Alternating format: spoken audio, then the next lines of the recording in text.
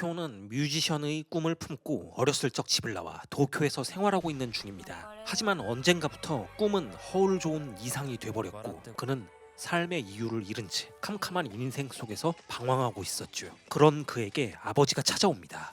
아버지가 가지고 온 것은 유골함. 譲らんかったばって俺には2つ年上のマツコっちゅう名前の姉がおって 난생 처음 듣는 고모의 이야기. 고모는 사흘 전 공원에서 변사체로 발견되었다고 합니다. 아버지가 아들을 찾아온 이유는 고향에 내려가야 하는 자기 대신 고모의 아파트에 가서 짐들을 처리해달라는 부탁을 하러 온 것. 犯人はまだ捕まっとらんとどっちにしてつまらん人生だい 시시한 인생을 살고 있는 효는 아버지의 부탁으로 마츠코란 이름의 고모 유품들을 정리하러 가는데요.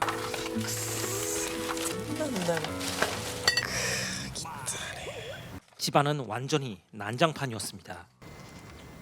これがマツコさん 옆집에 살던 이웃에 의하면 마츠코는 정신이 이상했다고 합니다. 기본 예의 범절도 안 지키는 건 물론 아무하고도 말도 안 하고 몸에서는 이상한 냄새가 났다고 합니다. 주변 이웃들은 그녀를 혐오스러운 마츠코라고 불렀다고 하지요. いっつも座ってずーっと川眺めてたな。ああ。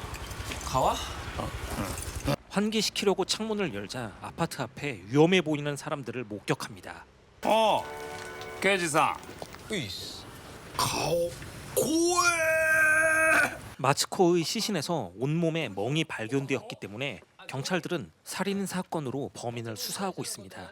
가장 유력한 용의자는 18년 전까지 마츠코랑 동거한 사진 속의 남자였지요. 마츠코가 생전에 벽에다가 수도 없이 낙서한 글귀는 生まれてすみません 도대체 그녀는 어떤 삶을 산 것일까요? 형사의 말에 의하면 마츠코는 과거 중학교 교사였다고 합니다. 노래도 잘하고 인기도 많았었다고 하지요. 평범한 삶을 살고 있던 그녀의 인생을 바꾸게 된 계기는 수학여행 때 생기고 맙니다. 매점 금고에서 현금 도난 사건이 발생하고 마츠코 반의 학생 류가 범인으로 의심받는 상황입니다. 私は自分の生徒を信じています 그녀는 학생과 대화를 시작합니다. 그런데 류는 별로 협조적이지 않았죠. とにかく店の人はお金さえ返せば警察沙汰にはしないって言ってくれてるの、ね、知らね 일이 단단히 꼬여버린 마츠코. 급한 해결책으로 도난당한 돈을 일단 자기가 내고 매점에는 반성한 학생에게 돌려받았다고 대충 둘러대려 합니다. 그런데 돈이 조금 모자랍니다. 급한 대로 다른 선생님의 돈을 잠깐 빌립니다. すぐお返しします 매점 주인에게 가서 돈을 돌려주고 대신 사과하는 마츠코. 하지만 주인은 당사자가 직접 와서 사과해야 한다고 큰 소리칩니다. 참고로 마츠코가 왜 이런 웃긴 표정을 짓는지는 추후 자세히 설명할 시간이 있을 겁니다. 마츠코는 빨리 사건을 어떻게든 마무리하고 싶었기에 私が取りました任せしたんです生徒に罪かぶせて。 그녀의 생각대로 당장 급한 불은 끈 것 같습니다. 그런데 이 얘기는 교감 선생님의 귀에 들어가는데요. 旅館側にはこのまま川尻先生が取ったということにしておき、学校としてはそもそも盗難など起きなかったこととする。 교감은 이를 덮어주는 대가로 마츠코에게 반성을 강요합니다. 本気で反省しているなら胸を見せなさい。 교감에게 불쾌한 일을 당한 마츠코. 그래도 그녀에겐 핑크빛 기류가 흐르고 있는 동료 선생님이 있었는데요. 마츠코에게는 동생이 한 명 있었습니다. 大輝さんって素敵な人よかったねお姉ちゃん 몸이 약해 항상 누워있는 이 소녀의 이름은 쿠미. なぜ組に男とデートする話なんかした？ 아버지는 몸이 약한 쿠미만 생각합니다. 몸이 약해 남자와 데이트는 물론 외출도 잘 하지 못하는 동생이 안쓰러운 것이겠죠. 덕분에 아버지의 사랑을 독차지한 여동생이 마츠코는 못마땅합니다. 자기도 사랑받고 싶은 딸이었기 때문이죠. 마츠코가 7살이 되던 무렵에도 아버지의 사랑은 항상 쿠미 몫이었습니다. 엄격하고 가부장적인 아버지는 막내딸 쿠미만 예뻐했고 동시에 그만큼 마츠코는 아버지의 사랑을 갈구했죠. 딱 한 번 아버지가 마츠코에게 웃어주었는데 개그맨의 표정을 따라했을 때였습니다. 이후 마츠코는 아버지가 자기를 바라봐 주기를 소원하며 그리고 또 사랑받고 싶었기에 아버지가 원하는 학교에 가고 아버지가 원하는 직업을 택했습니다. 하지만 の理想の娘になろうと努力しました組の晴れ着姿未練かもしれんな。 아버지의 편에는 끝이 없었죠. 덕분에 웃긴 표정 후유증이 생겨 심하게 궁지에 몰리면 자기 자신도 모르게 웃긴 표정이 나오게 된 것이었습니다. 그런데 수학여행 때 있었던 일이 마츠코의 발목을 잡습니다. 사건을 덮어주기로 한 교감이 교장에게 모두 일러 바친 것. 심지어 마츠코가 잠깐 손을 대었던 지갑에 주인 선생님마저 절도를 보고한 것. 이거 잘못하면 완전 도둑으로 몰릴 상황입니다. 売店のお金を盗んだって名乗り出てちょうだい。あなたが黙ってると先生がお金を取ったことになってしまうの。なんでかばうんだ先生俺のこと嫌いだろ認めてやるよ金を取ったのは俺だって 흔쾌히 자기가 훔쳤다고 털어놓겠다고 한 류. 僕は金なんか盗んでいません自分の罪をかぶってみんなの前で金を取ったと言えって脅かされたんです 류의 뒤통수로 인해 마츠코는 완전히 인생이 끝장났다고 생각했습니다. 웃긴 표정 후유증 때문에 일을 수습할 기회조차 박탈당했죠. 사직서를 강제로 쓰게 됩니다. 이 모든 것은 동생 쿠미 탓 같습니다. 連れてくから。ごめんお姉ちゃん。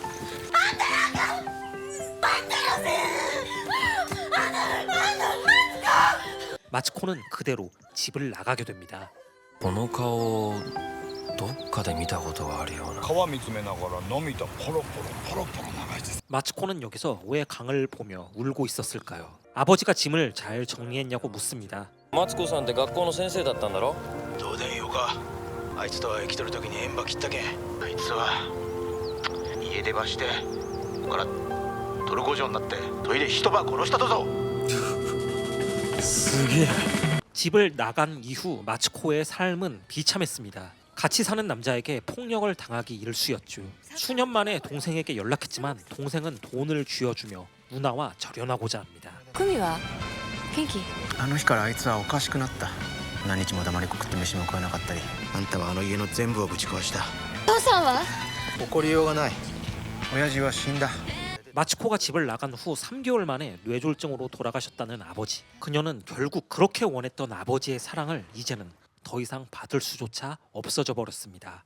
마츠코가 같이 살고 있는 남자는 테츠야. 자신이 다자이 오사무의 환생이라고 믿는 한 소설가였습니다. 마츠코는 매번 그의 폭력에 시달렸습니다. 岡野は俺の原稿見たか 오카노는 테츠야를 라이벌로 생각하고 있는 또 다른 작가였죠. あいつはサラリーマンしながらうまくやってるような中途半端な野郎だ文学に人生捧げてる俺と一緒にすんな 남동생에게 빌린 돈을 모두 갖다 바치는 마츠코. 아버지에게 받지 못했던 사랑 때문인지 그녀는 사랑받기 위해 てめえ正しい面してんじゃねえぞどけ 자신의 모든 걸 내려놓습니다. 그래도 마츠코에게는 이 남자뿐이었죠. 그날 밤 테츠야는 태어나서 죄송합니다 라는 한 줄의 글을 남기고 스스로 생을 마감합니다. 마츠코가 다시 한번 인생이 진짜 끝났다고 생각하는 순간이었습니다. 테츠야가 죽자마자 평소 테츠야를 라이벌로 여기던 타케오라는 남자가 마츠코에게 접근합니다. 가정이 있는 남자였지만 그는 마츠코에게 손을 내밀어 주었죠. 사랑받지 못한 삶만 살아오던 그녀가 이 남자의 손을 거절할 이유는 1도 없었습니다. 비록 불륜 관계이지만 드디어 그녀도 행복해지는 걸까요? 타케오 몰래 뒤를 밟던 마츠코는 奥様ですか？ 타케오 아내의 얼굴을 보고 저 여자라면 이길 수 있겠다고 생각합니다. 자신이 정부가 되는 꿈을 꾸게 된 것이죠. 하지만 현실은 그렇게 달콤하지 않았습니다. ゆうべ僕の家に来たね僕は君を愛してない君との結婚など考えたこともないし 타케오는 그저 자신을 열등감에 빠뜨렸던 테츠야의 여자를 빼앗고 싶었을 뿐이었죠. もう君とは会わないただし君には悪いことをしたと思ってる正直君の体はすごく良かったから 24살의 마츠코는 이렇게 또 한 번 버림받습니다. 타케오의 마지막 말은 그녀가 업소의 길을 선택할 수 있게 자신감을 주었을 뿐이었죠. 이렇게 마츠코는 소프랜드에 입사하여 열심히 일하게 됩니다. 손님들을 만족시키기 위해 팔다리, 허리 근육을 단련하는 그녀. 마츠코는 놀라운 실적으로 25살에 매출 탑을 찍게 됩니다.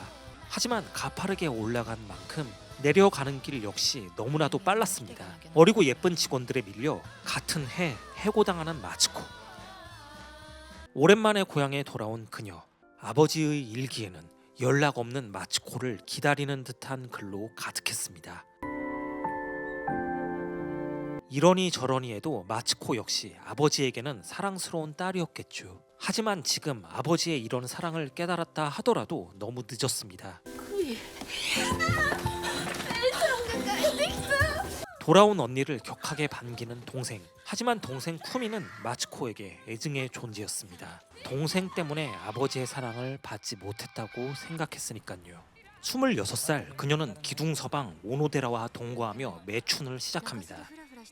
여태껏 마츠코가 매춘으로 번 돈이 500만 엔은 될 겁니다. あなたに預けてある私の金返してもらうわ 그런데 돈을 못 주겠다고 하는 남자. 이미 다른 여자에게 다 썼다고 합니다.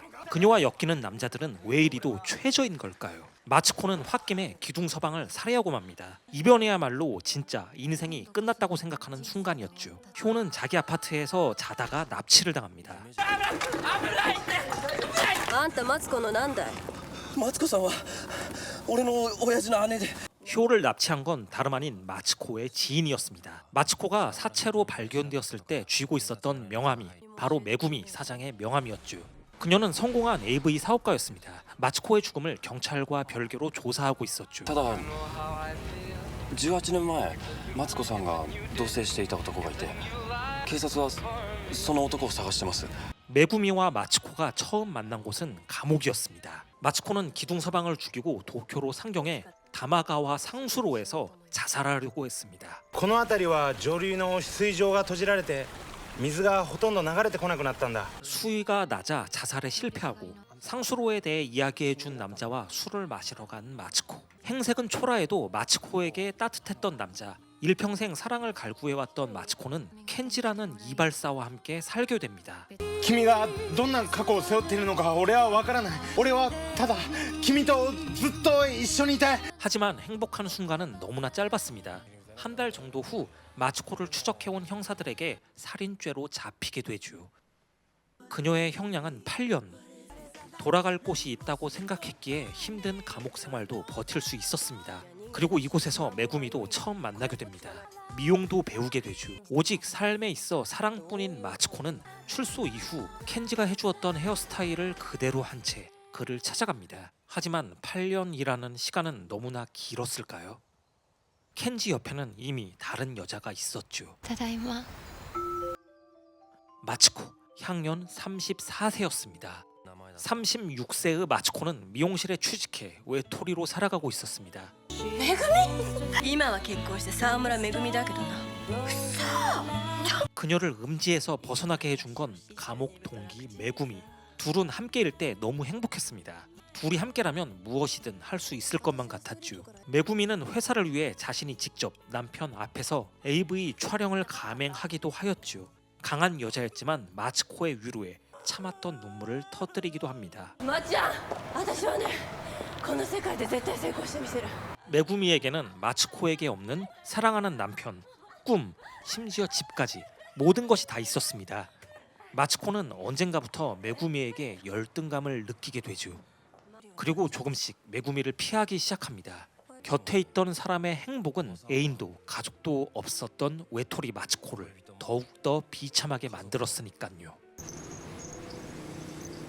효는 마츠코의 집에서 경찰이 쫓고 있던 남자를 만납니다. マツコ探しています今どこにいるんです 그런데 그는 마츠코가 죽은지조차 모르고 있었죠. 흉터의 남자는 감옥에서 출소한 지 얼마 되지 않았습니다. 마츠코가 이 근처로 이사왔다는 소리를 듣고 혼자서 마츠코를 찾아 헤매고 있었죠. 그의 이름은 류였습니다.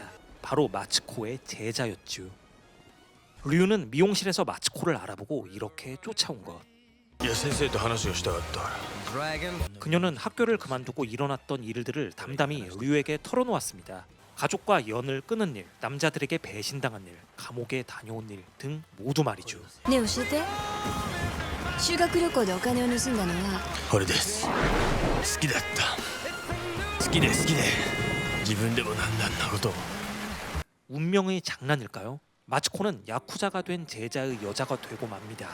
평생 사랑을 갈구했기 때문일까요? 그녀는 자신에게 다가오는 사랑이 위험하다 할지라도 결코 거절하지 않습니다. 미용일도 그만두고 류를 따르지만 お願いだから危ないことしないでもしあなたが しのぎに口出すんじゃねえ 야쿠자인 류의 일들은 모두 위험천만하기 짝이 없었죠. 그녀는 생각했습니다. 맞고 살 지연정 혼자인 것보다 낫다고요. ヤクザやめてこのまま絶対殺されても一人ぼっちよりはマシ。 메구미가 마츠코를 찾아왔습니다. あいつの顔をあんなにしたのはあんたかい。私はね、この人とだったら地獄でもどこでもついていく。それが私の幸せなの。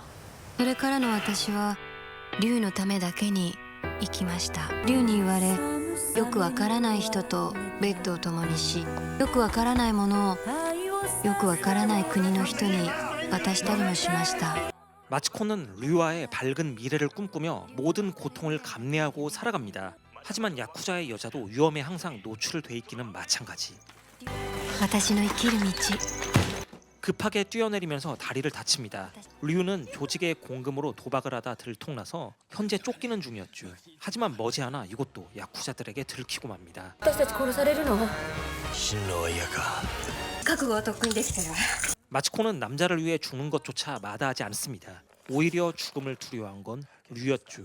그는 경찰에 신고하는 것을 선택합니다. 그렇게 감옥으로 가게 되죠. 류는 마츠코의 인생을 2번이나 짓밟았습니다. 그럼에도 불구하고 마츠코의 류를 사랑하는 마음은 변하지 않았습니다. 감옥에 있는 류를 기다립니다. 류는 마츠코에 대한 속죄로 그녀 앞에서 영원히 사라지기로 마음먹습니다. 이런 사실도 모르고 마츠코는 류를 끝끝내 기다리죠. おかえり。 하지만 그는 그녀를 위해 그저 도망칩니다. 태어나서 한 번도 사랑받지 못한 류에게 맹목적인 사랑을 선사했던 마츠코. 그녀의 사랑은 너무나도 눈부시고 또 봄날의 안개처럼 아련했습니다. 이후에도 감옥을 들락날락거리던 그는 종교를 받아들이고서야 비로소 깨달았습니다. 마츠코의 사랑이 곧 신의 사랑과도 같다는 것을. 許されざる者を許し、そして愛する。それが神の愛です。マツコは俺の神だったんです。 류를 경찰들이 만나러 왔습니다. 警察はあなたを疑ってます。いいんだ。マツコは俺が殺しました。 그는 감옥으로 돌아가고 싶어서였을까요? 마츠코가 없는 이 세상에 아무 미련도 없어서였을까요? おばさんを殺したのはあの人じゃありません。分かってる。事情聴取したいだけだったのに、あのバカ。 고모를 죽인 범인이 이미 밝혀졌다고 합니다. 会ってみたかったよ、おばさんに。お前は会ったことがあると。え？ 류에게 버림받고 고향에 돌아온 마츠코. こんにちは。こんにちは。ショー、こっち来んか。別にこの川を見に来ただけ。 하지만 여전히 가족들은 그녀를 외면합니다. 久美は元気？去年の秋、肺炎ばこじらして。 작년 가을에 폐렴 악화로 결국 생을 마감한 동생. 쿠미는 죽기 직전에도 언니 마츠코를 찾았습니다. 인생은 그녀에게 너무나도 가혹했습니다. 二度と来んな。 그녀가 집 앞에 있는 강을 보고 매번 울었다는 것은 그 강이 이제는 돌아갈 수 없는 고향집 앞의 강과 너무 비슷해서였을까요? 마츠코는 이때부터 아무것도 하지 않고 단지 먹고 마시고 가끔씩 강을 바라보며 고향을 그리워하며 살았습니다. 완전히 폐인 같은 삶을 살았습니다. TV 속의 연예인을 보고 푹 빠지는 것만이 그녀를 살아가게 하는 원동력이었죠.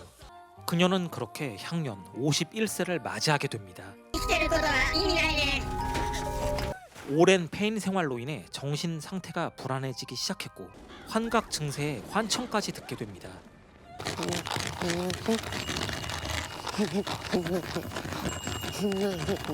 53세가 되고서야 그녀는 병원에서 우울증 치료를 받기 시작합니다. 그녀의 오랜 친구인 메구미를 병원에서 만나게 된 것도 이때였죠. じゃあうちで働けよ。ちょうど専属の美容師を探してたんだ。まっちゃんなら十分よ。 자신의 명함을 쥐어주는 메구미.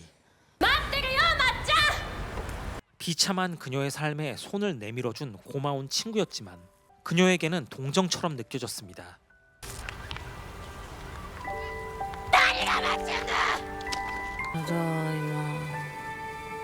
마츠코는 죽은 동생의 머리카락을 잘라주는 상상을 합니다. 이 애틋한 상상은 그녀가 잊고 있었던 용기를 상기시켜줍니다. 私まだやれる。 마지막 희망의 불씨를 움켜쥐듯 그녀는 떨리는 마음으로 메구미의 명함을 찾아 나섰습니다. 불편한 다리를 질질 끌면서도 삶에 대한 간절한 의지만은 포기할 수 없었습니다. 지금까지의 시간이 불행으로 얼룩져 있었다 해도 그녀는 믿었습니다. 아직 자신에게도 행복이란 꽃이 필 수 있다고. 찢어진 종이 조각처럼 흩어졌던 희망이 마침내 그녀 손안에 쥐어졌습니다. 하지만 운명이란 것은 얼마나 잔인한지 마지막 순간까지도 그녀를 편히 놓아주지 않았습니다. 단지 조금 다르다는 이유로, 그저 평범하지 않다는 이유만으로 마츠코는 세상의 돌팔매를 맞아야 했습니다. 낙엽처럼 허무하게 쓰러진 그녀를 오로지 밤하늘의 무수한 별들만이 지켜보고 있었습니다.